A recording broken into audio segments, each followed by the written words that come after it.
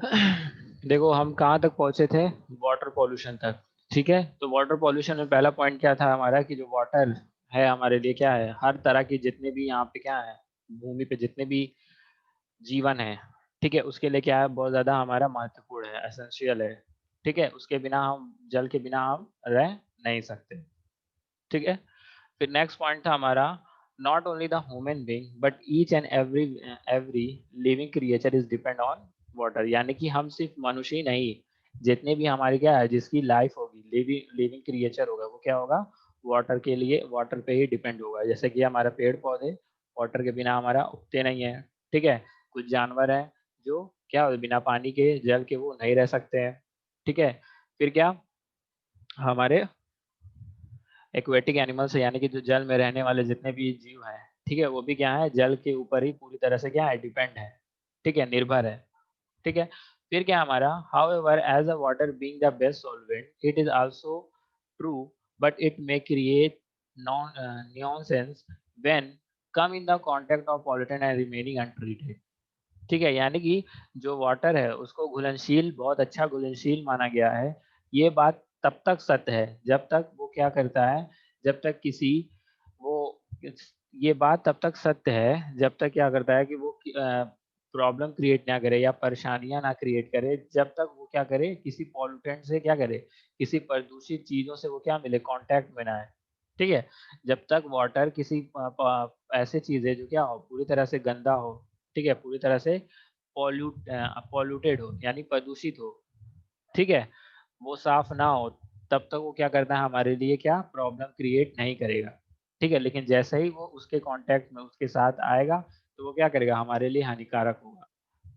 ठीक है,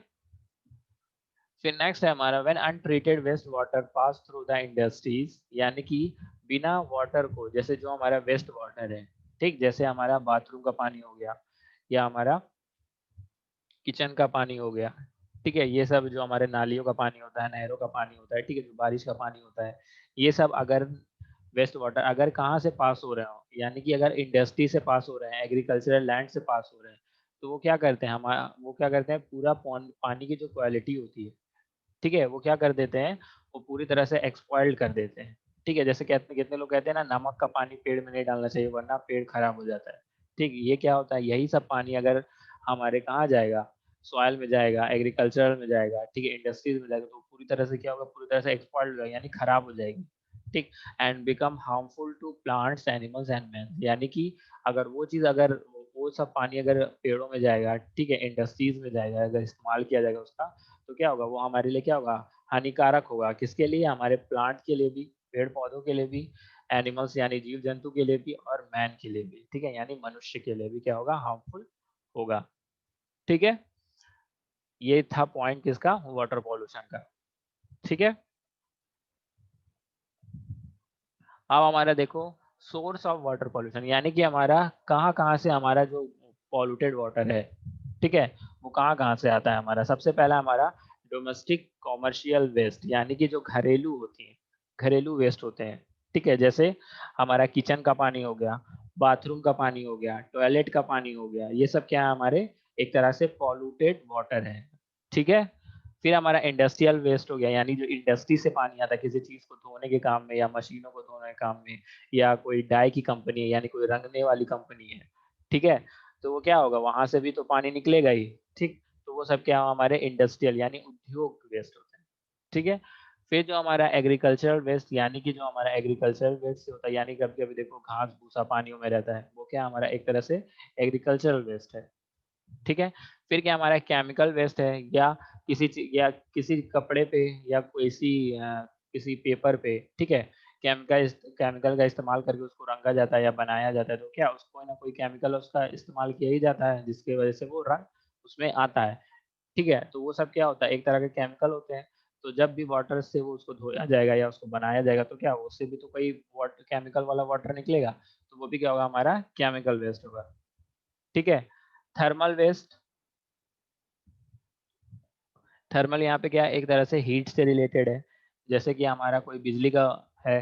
ठीक, जैसे बिजली उत्पन्न करते हैं तो क्या वाटर से भी उत्पन्न करते हैं। तो वो क्या होगा, वो भी तो किसी अगर जाएगा तो उसमें भी तो कोई गंदगी होगी, किसी कंटेनर में रखा जाएगा या किसी चीज में रखा जाएगा वाटर, तो उससे पास करा जाएगा जब इलेक्ट्रिसिटी या कोई तार होगा, नंगा तार होगा, ठीक, तभी तो क्या होगा, उसपे से जो पानी गिरेगा, उससे जो पानी जाएगा, तो वो भी क्या होगा, एक तरह से थर्मल वेस्ट होगा, ठीक है, वहां वहां से ये सब जगहों से क्या होता है, हमारा वाटर निकलता है, पॉल्यूटेड वाटर निकलता है, ठीक, यही उसका स्रोत है या सोर्सेज है, ठीक है। फिर क्या हमारा इफेक्ट क्या है हमारा, यानी कि प्रभाव क्या पड़ता है हमारा अगर वाटर पॉल्यूट होगा तो, ठीक, तो सबसे पहला पॉइंट है हमारा, water pollution cause harmful effect on the environment which including public health and safety, यानी कि जो पब्लिक हेल्थ के लिए सेफ्टी है, हेल्थ है और सेफ्टी है, ठीक है, बचाव है और स्वास्थ्य है और बचाव जो है वो सब क्या होगा, पूरी तरह से क्या होगा, बहुत ज्यादा हानिकारक होंगे अगर वाटर पॉल्यूट होगा, ठीक है। प्लांट्स एंड एनिमल्स लाइफ, यानी कि क्या हो गया, अगर बहुत ज्यादा वाटर पॉल्यूट होगा तो मछलियां क्या होंगी, धीरे धीरे मरने लगेंगी, ठीक है, जितने भी एक्वेटिक एनिमल्स हैं वो भी उनको क्या, उनको सही से उनको रहने को मिलेगा नहीं, वो पॉल्यूटेड वाटर होगा और वो क्या होगा, पूरी तरह से खराब हो जाएंगे और वो मर जाएंगे, ठीक है। लैंड भी ऐसा ही होता है, लैंड में अगर वाटर जाएगा, पॉल्यूटेड वाटर, तो क्या करेगा, वो सूखेगी, ठीक, जब वो सूखेगी तो क्या होगा, हमारे जो अंडरग्राउंड वाटर है उसमें भी क्या होगा, वो पानी क्या होगा, धीरे वो साफ होता है, वो भी क्या होगा, पूरी तरह से पॉल्यूट हो जाएगा, तो उससे क्या होगी, हम तमाम तरह की वाटर बॉर्न डिजीज होगी, यानी कि वाटर के द्वारा होने वाली डिजीज होगी, ठीक है, जैसे मलेरिया, डायरिया, ये सब क्या होती है हमारी वाटर के थ्रू, जितने भी बीमारियां होती हैं वो होंगी, ठीक है।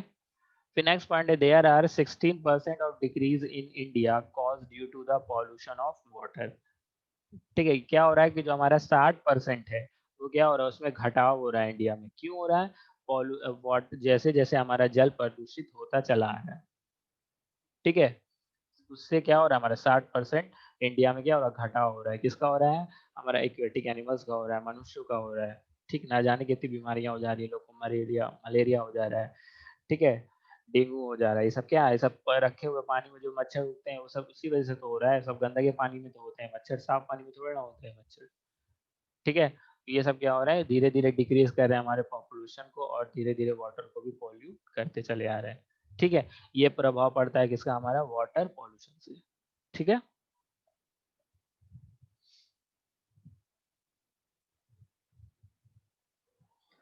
अब हमारा आता है लैंड और सॉइल पॉल्यूशन, यानी भूमि पॉल्यूशन ही और क्या, भूमि पॉल्यूशन या मृदा, ठीक है। तो सबसे पहले पॉइंट है हमारा, the world soil is drive from the Latin word solum, sorry, the world soil is drive from the Latin word solum, यानी जो हमारा वर्ल्ड है सॉइल, यानी जो मृदा है नाम, वो कहाँ से पड़ा, हमारा एक लैटिन वर्ड से, वो क्या हमारा सोलम, ठीक है, which means earthly material in the plants, bushes and grow grasses grows, ठीक है, उसका मतलब होता है कि जो हमारा अर्थ पे है एक मटेरियल, जिसकी वजह से हमारा क्या होता है, प्लांट जो होते हैं, बुशेस यानी कि हमारी जो झाड़ियां होती हैं और जो हमारी जो घास होती है वो क्या करती हैं, ग्रो होती हैं, ठीक है।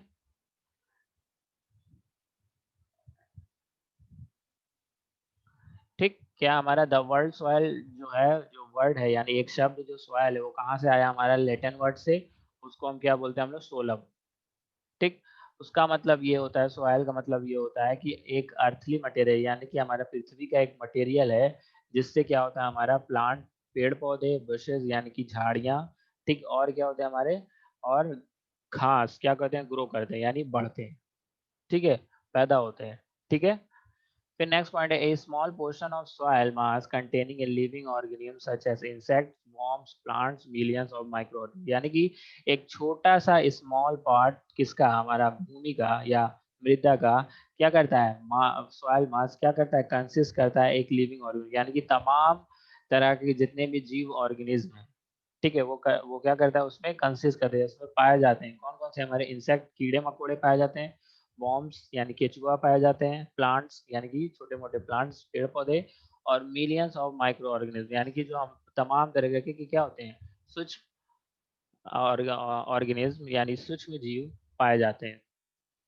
ठीक है, एक स्मॉल पार्टिकल्स ही में, यानी कि एक छोटे से सॉइल पार्टिकल्स में है, ठीक, एक छोटे से मृदा के मास में, ठीक है, वो इतने चीज पाए जाते हैं। कौन कौन से इंसेक्ट्स जानते हैं, हमारे कीड़े मकोड़े होते हैं या सॉइल में, वॉर्म्स यानी केचुआ भी होता है हमारा, प्लांट छोटे मोटे प्लांट्स होते हैं, millions of microscopes, micro organism, ठीक है, माइक्रो ऑर्गेनिज्म होते हैं, ठीक। फिर क्या हमारा, soil being a internal parts of land by deterioration in its quality mass or volume is a also a deterioration of land, ठीक। क्या होता है कि जैसे जैसे जो हम सॉइल के इंटीग्रल पार्ट पे जाते हैं, ठीक है, वो क्या होता है, जैसे जैसे हमारा क्वालिटी ऑफ मास, यानी कि जैसे जैसे अगर हमारी जो क्वालिटी है सॉइल की वो क्या होगी, डिटोरेशन होगी, यानी कि धीरे धीरे खत्म होगी, वैसे ही वैसे जो हमारा वॉल्यूम है, ठीक है, वो क्या होगी, हमारे लैंड का कम होने लगेगी,